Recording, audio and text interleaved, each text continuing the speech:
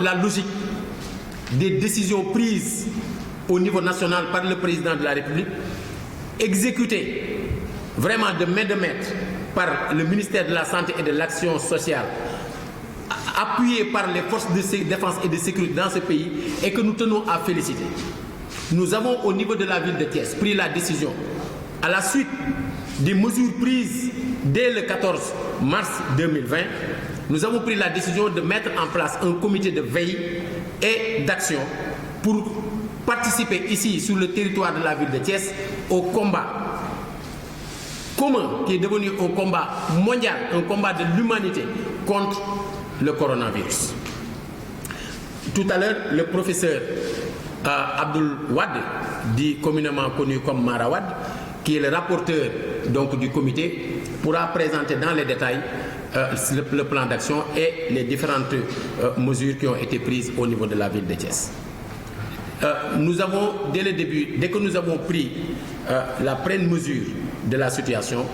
invité, disons, les responsables de la mairie de Thiès à s'organiser pour, dès le départ, montrer au niveau de la ville, disons, le bon exemple. Aujourd'hui même, une circulaire a été prise pour libérer près de 90% du personnel de la mairie-ville pour ne garder que le personnel essentiel. On a un service minimum.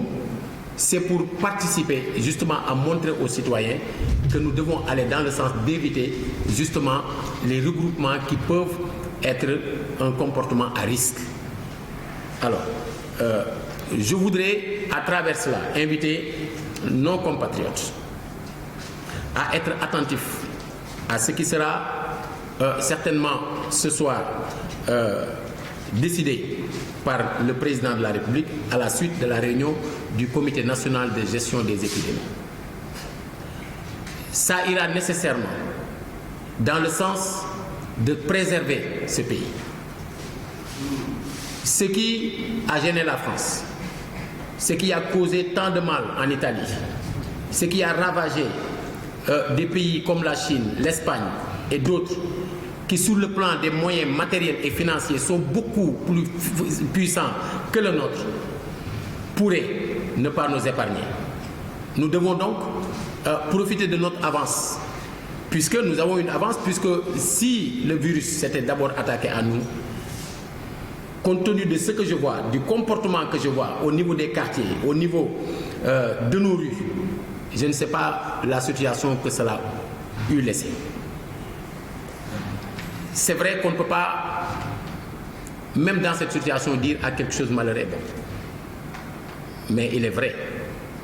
que comme ça nous était arrivé au moment de l'indépendance, les Sénégalais avaient l'habitude de dire nous avons une notre indépendance sans sueur, sans larmes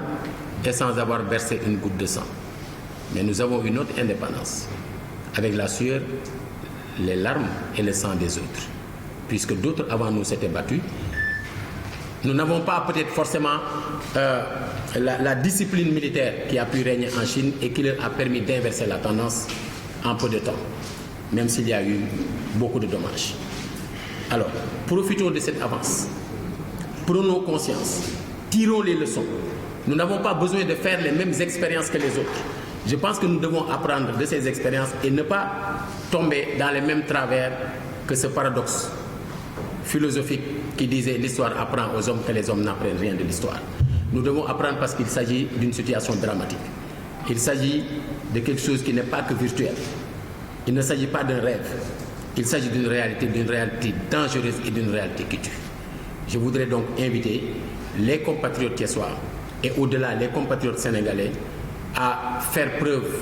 vraiment du maximum de responsabilité et à être à l'écoute de nos dirigeants pour qu'on puisse ensemble, dans une démarche collective, préserver et sauver notre pays et nos concitoyens. Tey jii nag ci suba ma jël benn circulaire pour yeewi agent yi nga xam ne ñoo nekk ci biir mairie bi sauf ñenn ñi nga xam ne dañ leen a désigné muy secrétariat général maanaam secrétaire beeg adjointam du directeur de cabinet du chef de cabinet mais du directeur des services techniques de la ville ñu jël aussi direction de la surveillance urbaine et de la citoyenneté ci biir état civil ñu bàyyi fa kenn koo xamante ni pour naissance yu bees yi mu mën leen a jël li tax arrêté wuñ ko woon c'est parce que comme ñun dañuy encourager les déclarations de naissance bugguñu woon nit ñëw di déclarer ñu ne ko tëj na ba keroog dogal di jóge ci kaw di ko dindi ak décès aussi ñu yooyu lañ fa bàyyi indi mais leneen lépp dañu ko aj yeewi personnel boobu parce que regroupement yi mën a am ci biir mairie bi li ci ëpp mi ngi jóge ci wàllu état civil alors ci biir service yi ñenn ñi nga xam ne jàpp nañ ni seen présence mënut a ñàkk ci biir mairie bi maintenir nañ leen fi ba ci service de l'information et de la communication puisque dans le contexte actuel nit ñi dañu soxla di communiquer alors wax nañu nag ñooñu ñu yeewi que nañu nekk nit ñoo xam daañu leen mën a jot puisque à tout moment su fekkee situation dëkk bi laaj na ñu woo kenn ci ñoom bu boobaa dinañ ko yooyu ay dogal la yoo xam ne jot nañ leen fi jël boobaak léegi man ak ñenn ci samay collaborateurs fii ci mairie la ñuy fanaan bu ñu fàtte ne hôtel de ville la tudd boobaak léegi dañu gis ne crise bu mel ni amaguñ ko fi te bu fekkee ne am réew ab dëkk dañoo toll ci moment yoo xam ne dañu am gravité bi dafay am solo citoyens yi sentir ne seen njiit yi ci boppam jël nañu mesure situation bi ba mën a taxaw ànd ak ñoom aar leen informer leen xelal leen dalal leen gunge leen boobaak léegi ñu ngi ciy bay suñu waar comme yàlla dogal ne le maire de la ville est membre du comité régional de gestion des épidémies membre du comité départemental tamit de gestion des épidémies yàlla may nañu liggéey bi nga xam ne anticiper woon nañu ba def ko ñu mën ko mettre à la disposition et du comité régional et du comité départemental et ci biir waxtaan ak ña fa nekk ñëpp ca loolu ñun ñu tegoon ci la ñuy sukkandiku ngir won yoon bi comités locaux yi nga xam ne en principe à partir de demain war nañoo juddu au niveau des arrondissements nga xam ne les sous-préfets yi nekk ci arrondissement yooyu ñoom ñoo war a woo par exemple les maires de communes moo xam fii ci biir ville de Thiès moo xam ci reste département bi pour xool naka la ñuy organiser woo beneen dogal bi mooy jël nañu décision ci ville bi ci combat bi ci étape bi ñu tollagul neewuñu fa la ñuy yem bu ñu sañoon nag mu yem fa ndax bu ñu sañoon mu gaaw a jeex mais jël nañu décision mobiliser 30 millions pour dugal ko ci biir combat bi pas seulement pour la ville de Thiès mais accompagner ci le comité départemental ngir virus moom xàmmewul ban